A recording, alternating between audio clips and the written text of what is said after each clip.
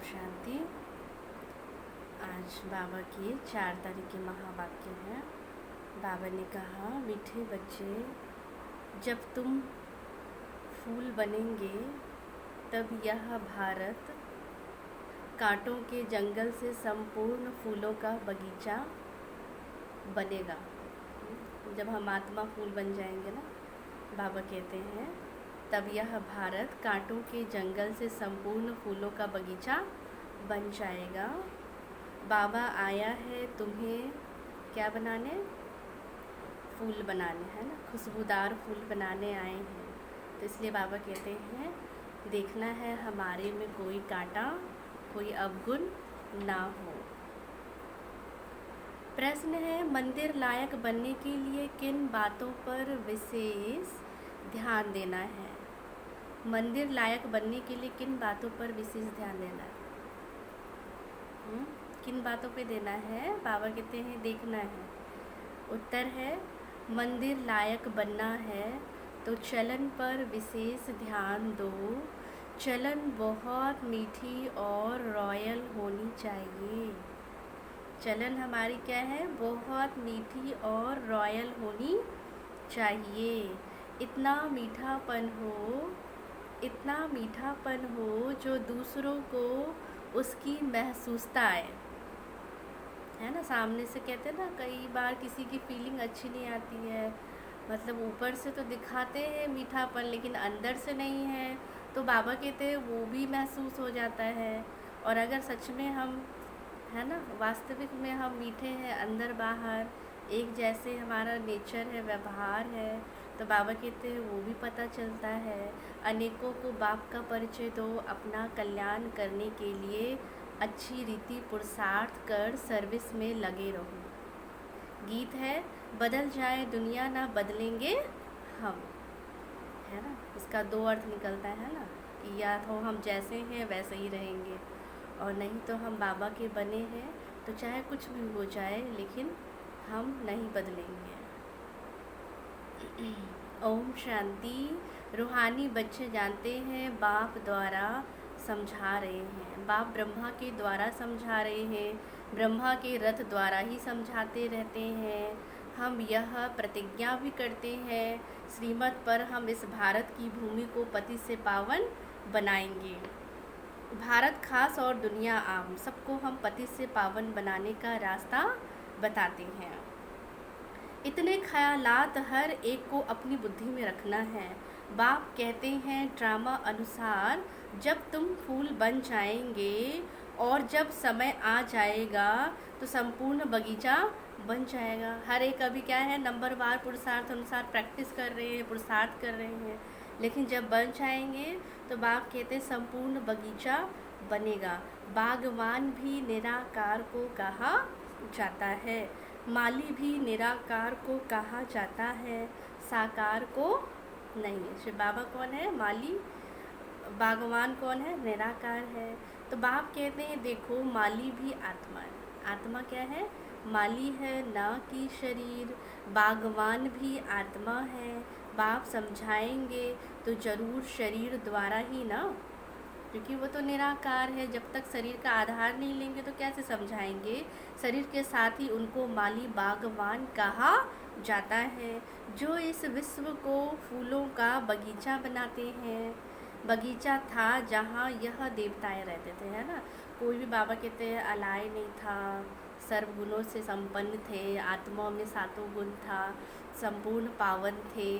तो बाबा कहते हैं खाद नहीं था ना। अब बाप कहते हैं देखो, इन देवताओं को ही कहा जाता है क्या? फूलों का बगीचा। वहाँ कोई दुख नहीं था, यहाँ इस कांटों के जंगल में तो दुख है ना।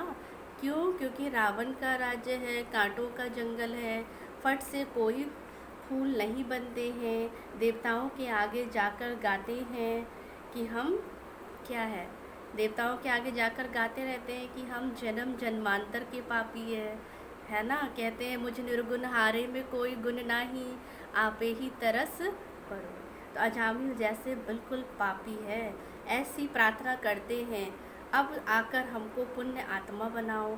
समझते हैं अभी हम पाप आत्मा हैं, कोई समय पुण्य आत्मा थे, अभी इस दुनिया में मनुष्य आत्माओं के सिर्फ चित्र है, पुण्य आत्माओं के केवल चित्र है, राजधानी के हेड्स के चित्र है, और उन्हों को ऐसा बनाने वाला है निराकार, उनका चित्र है बस, है ना। ऐसे सुंदर देवी देवता बनाने वाला कौन है? वो निराकार है। तो अब बाप कहते हैं केवल चित्र रह गए हैं बस, और कोई चित्र है नहीं। इसमें भी शिव का तो बड़ा लिंग बना देते हैं, कहते हैं कि आत्मा स्टार मिसल है तो जरूर बाप भी ऐसा होगा ना, परंतु उनकी पूरी पहचान नहीं है। इन लक्ष्मी नारायण का विश्व में राज्य था, इनके लिए कहाँ भी कोई ग्लानि की बात ही नहीं है। बाकी कृष्ण को कब द्वापर में कब कहाँ ले जाते हैं, है ना। कहते हैं ना राम तो पहले आया है, वैसे कहते हैं भक्ति में तो, और श्री कृष्ण द्वापर में आए। तो बाप कहते हैं अगर श्री कृष्ण जो नंबर 1 आत्मा है, अगर वो द्वापर में आए तो फिर उसके बाद तो बहुत सुख होना चाहिए, दुख तो होना ही नहीं चाहिए ना। फिर उसके बाद तो कलयुग आ जाता है, दुख आ जाता है। तो बाप कहते हैं ये सोचने की बात है, कहाँ की बात कहाँ ले जाते हैं। लक्ष्मी नारायण के लिए सब कहेंगे स्वर्ग के मालिक थे, ये है तुम्हारी एम ऑब्जेक्ट। राधे कृष्ण कौन है? मनुष्य बेचारे एकदम मूंझे हुए हैं, कुछ भी समझते नहीं। जो बाप द्वारा समझते हैं वह समझने लायक भी बनते हैं, नहीं तो लायक बन नहीं सकते हैं। क्योंकि जब तक नॉलेज नहीं है तो क्या है, हम कुछ भी नहीं समझ सकते हैं। हमने जो सुना है वही सत्य सत्य करते रहते हैं। तो बाप कहते हैं लायक नहीं बन सकते, दैवी गुण धारण नहीं करते, भल कितना भी समझाओ परंतु ड्रामा अनुसार ऐसा होना ही है। तुम अभी खुद समझते हो, हम सब बच्चे बाप की श्रीमत पर भारत की रूहानी सर्विस करते हैं। कैसे? अपने ही तन मन धन से प्रदर्शनी अथवा म्यूजियम आदि में पूछते हैं तुम भारत की क्या सेवा करते हो? तुम जानते हो हम भारत की बहुत अच्छी सर्विस करते हैं, जंगल से बगीचा बना रहे हैं। ये पूरी दुनिया क्या है, कलयुग जो है पूरी दुनिया कांटों का जंगल बन गया था, अभी हम क्या है उसको फूलों का बगीचा बनाते हैं। तो सतयुग है गार्डन ऑफ फ्लावर, तो ये है कांटों का जंगल। क्यों कहा जाता है ये कांटों का जंगल है? क्योंकि बाबा कहते हैं यहाँ पर सब एक दो को दुख ही देते रहते हैं। तो ये तुम अच्छी रीति समझा सकते हो। लक्ष्मी नारायण का चित्र भी बहुत अच्छा बनना चाहिए।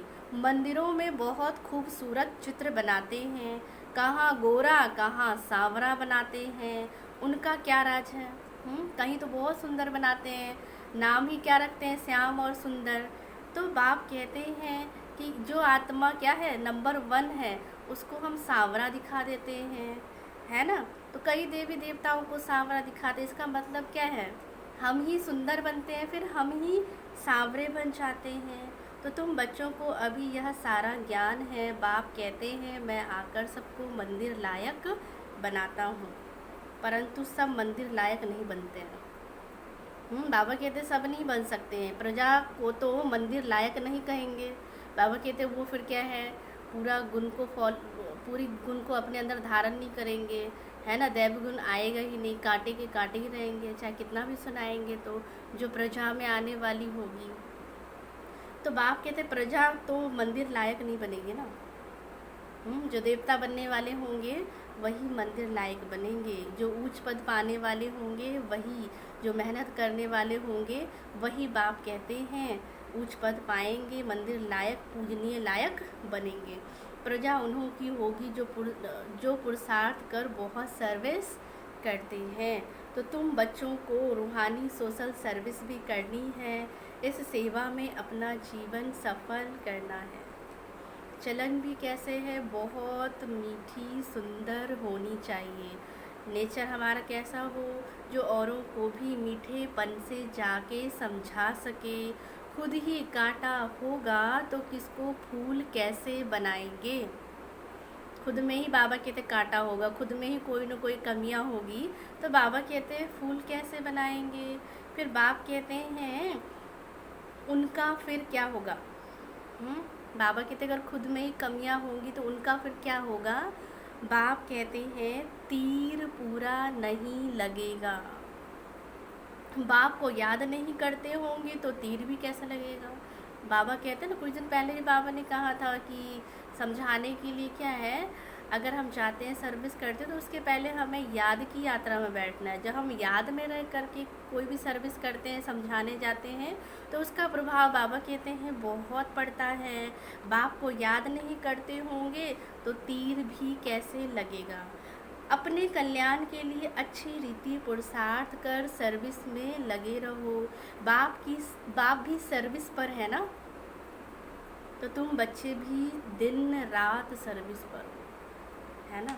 तो दूसरी बात समझाते हैं, शिव जयंती पर बहुत बच्चे तारे भेज देते हैं, उनमें भी लिखत ऐसी लिखनी चाहिए जो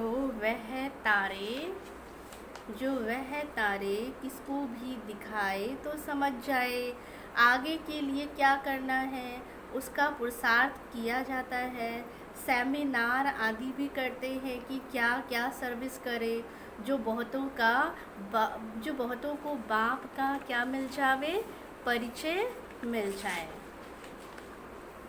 तो बाप कहते हैं इनसे बहुत काम ले सकते हैं। एड्रेस डालते हैं शिव बाबा, केयर ऑफ ब्रह्मा, है ना। अगर बाप कहते हैं ना, बाबा को तार लिखेंगे, चिट्ठी लिखेंगे, तो एड्रेस क्या डालेंगे, शिव बाबा, केयर ऑफ ब्रह्मा। प्रजापिता ब्रह्मा भी है, क्योंकि इनके थ्रू ही बाप के पास क्या है, हमारा लेटर पहुँचेगा।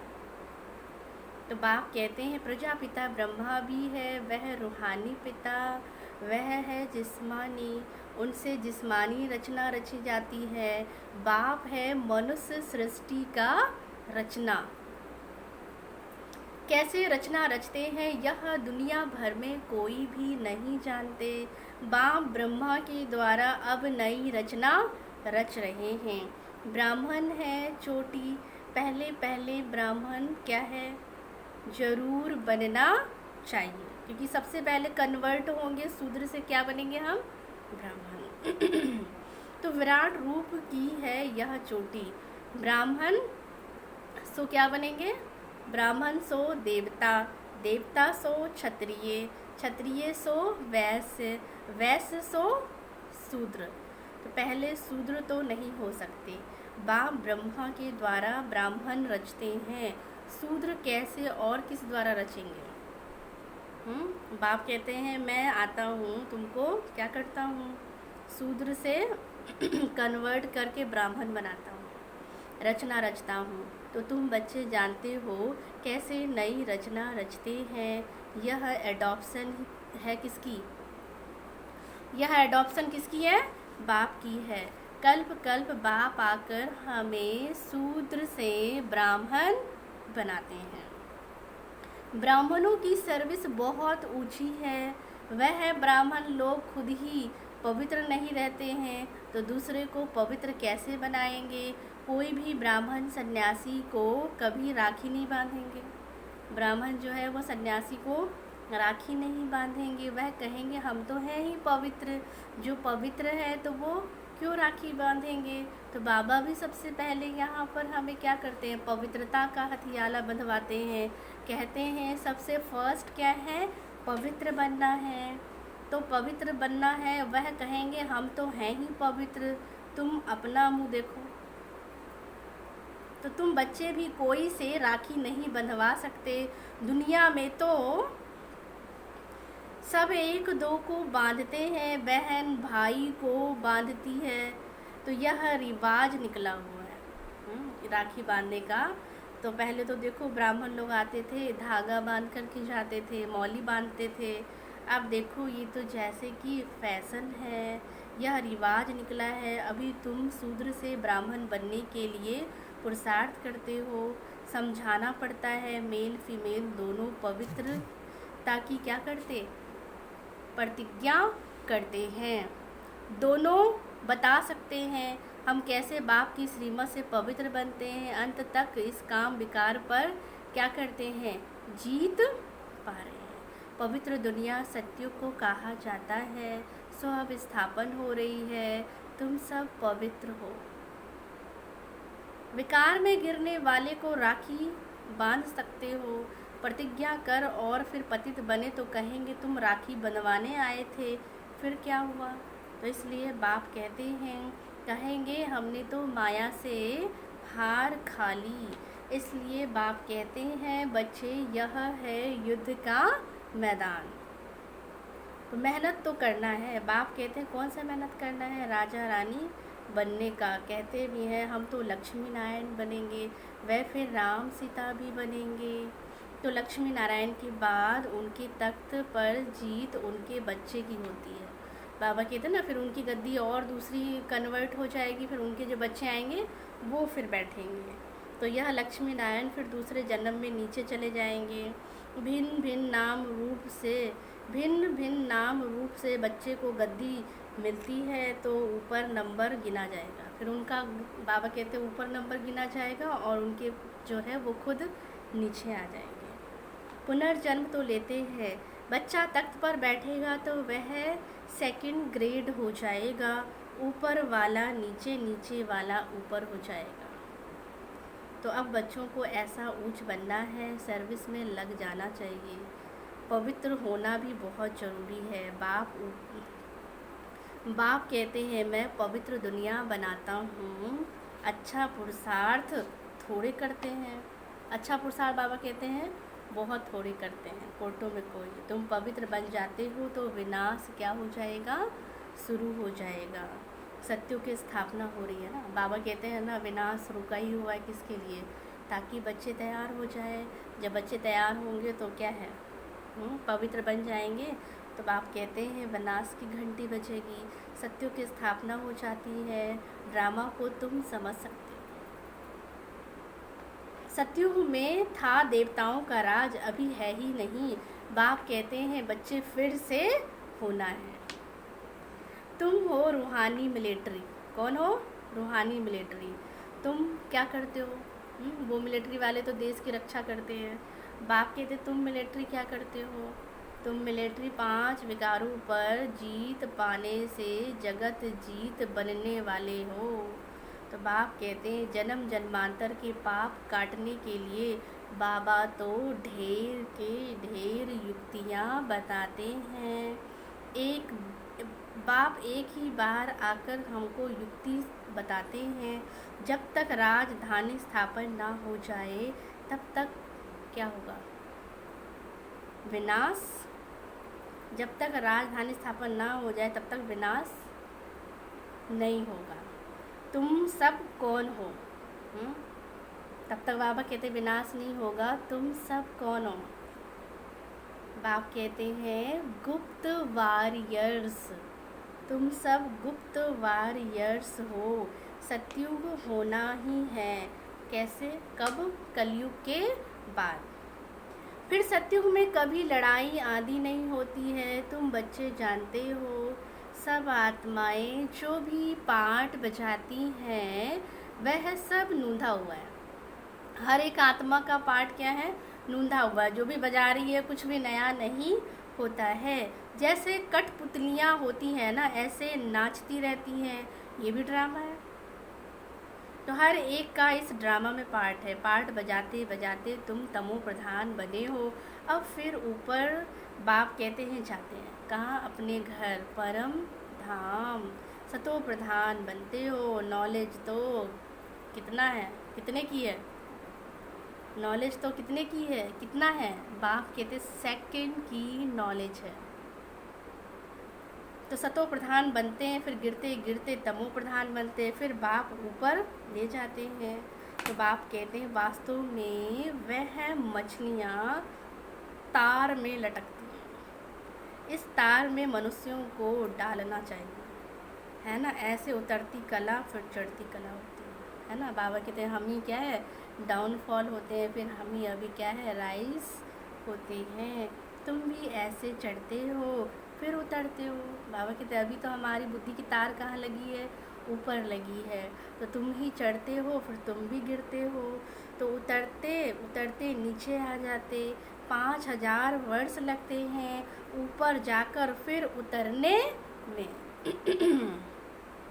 यह 84 का चक्र तुम्हारी बुद्धि में है, उतरती कला और चढ़ती कला। कला का राज बाप ने समझाया है, तुम्हारे में भी नंबर वार जानते हैं और फिर पुरुषार्थ करते हैं। जो बाप को याद करते हैं वह जल्दी कहाँ जाते हैं? जो बाप को याद करते हैं, बाबा कहते हैं वह जल्दी कहाँ जाते हैं?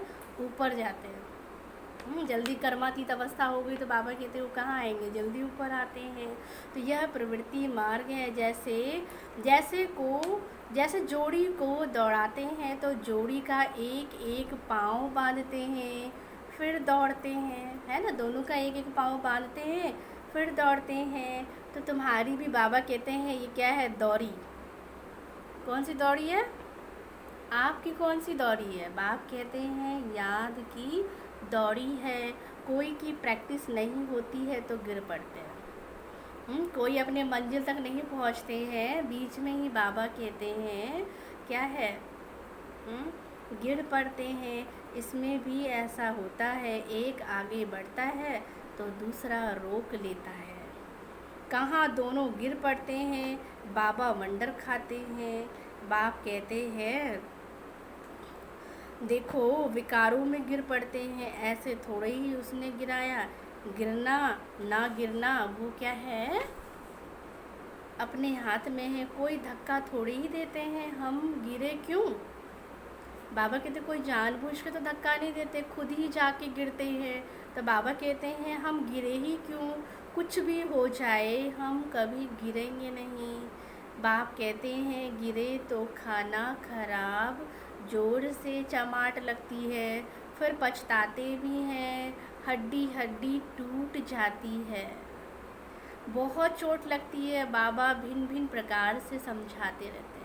बाबा कहते हैं ना ये माया भी बड़ी प्रबल है विकार, तो वो हमें क्या करती है? नीचे गिराती है। यह भी समझाया है। शिव जयंती पर तारे ऐसी आनी चाहिए जो मनुष्य पढ़ने से समझ जाए। विचार सागर मंथन करने के लिए बाबा टाइम देते हैं। कोई देखे तो वंडर खाए। कितनी चिट्ठियाँ आती है, सब लिखते हैं क्या? बाप दादा। तुम समझा भी सकते हो। शिव बाबा को बाप, ब्रह्मा को दादा कहते हैं। एक को कभी कोई बाप दादा कहते हैं क्या? तो यह तो वंडरफुल बात है। इसमें सच्चा ज्ञान है। यहाँ तो देखो दोनों ही एक है, एक ही दो है। बाबा के दोनों ही एक है ना, क्योंकि इसमें शिव बाबा आते हैं, इसलिए हम क्या कहते हैं? बाप और दादा। तो यह वंडरफुल बातें हैं, इसमें सच्चा ज्ञान है।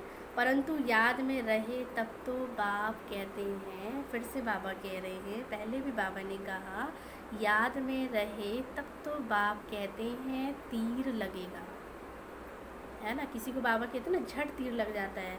कई बार तो बाबा कहते हैं मेहनत भी नहीं करनी पड़ती, ऐसा लगता है ये तो बाबा का ही बच्चा है। उनको सुनाते गए, उनको लगा ये तो सच ज्ञान है, ये तो हमें पहले चाहिए था, हमें इसी की तलाश थी। तो बाबा कहते हैं ना अपने कुल का है तो उसको झट क्या है? तीर लगेगा।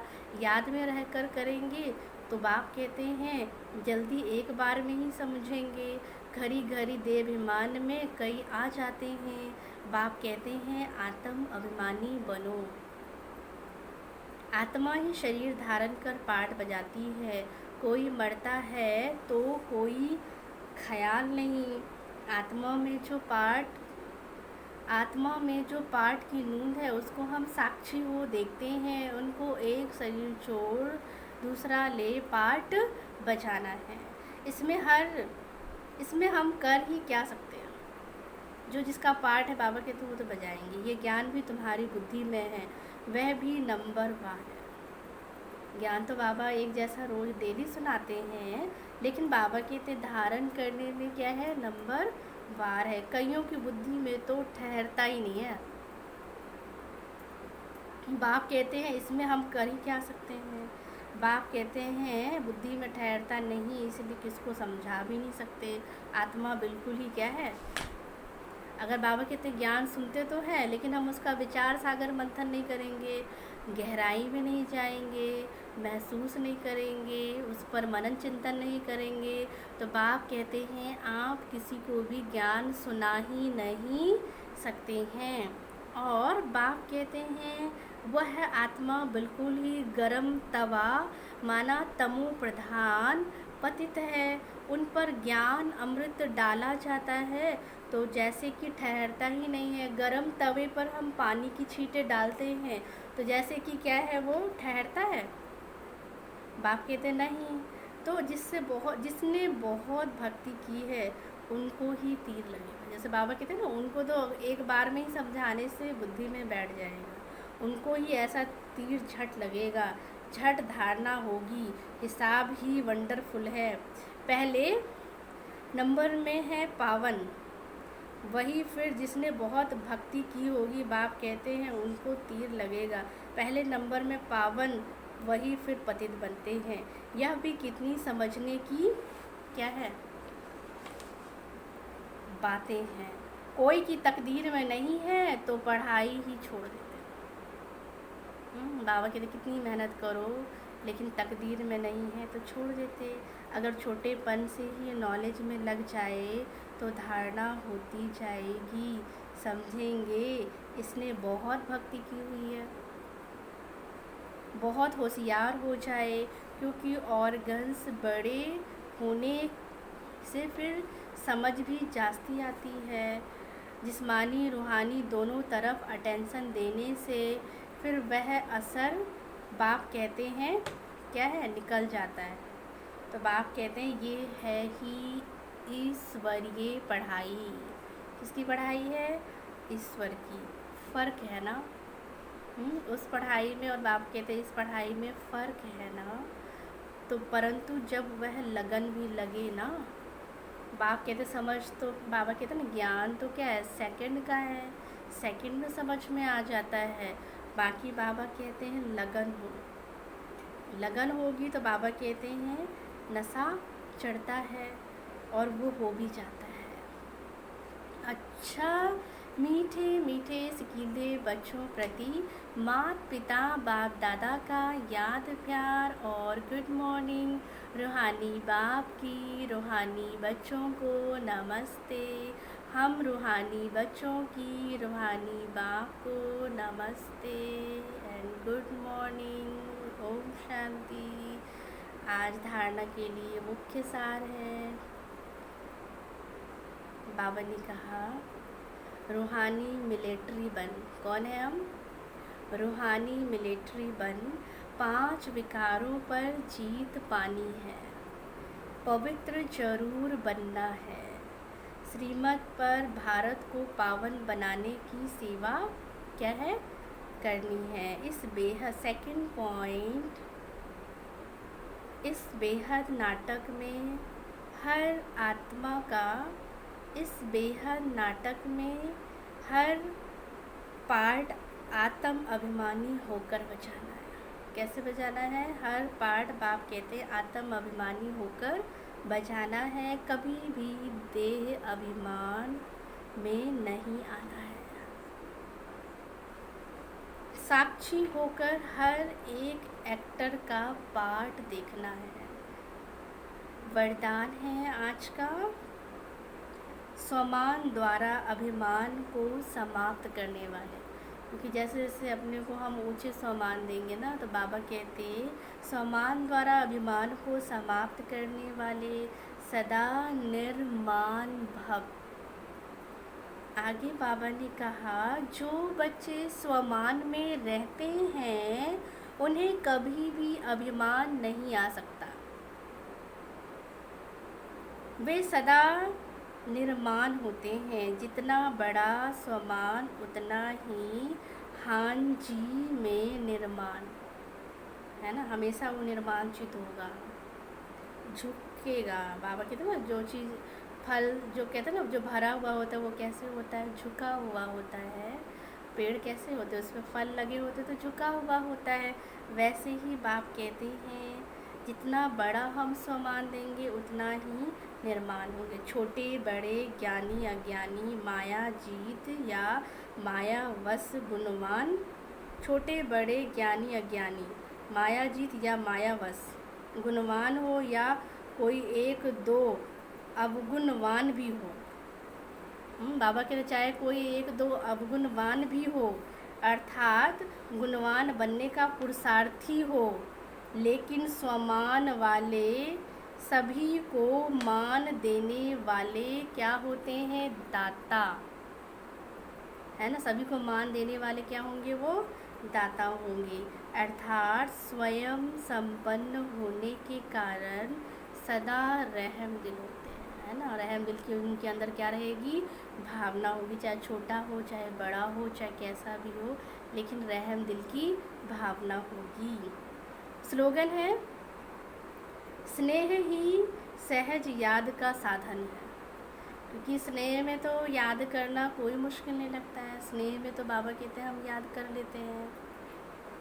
तो स्नेह ही सहज याद का साधन है, इसीलिए सदा स्नेही रहना और स्नेही बनना है। सदा स्नेही रहना और स्नेही बनना है। बनना भी है और रहना भी है ना। दिखाई भी दे कि ये कौन सी आत्मा है, ये स्नेही आत्मा है। अच्छा, ओम शांति।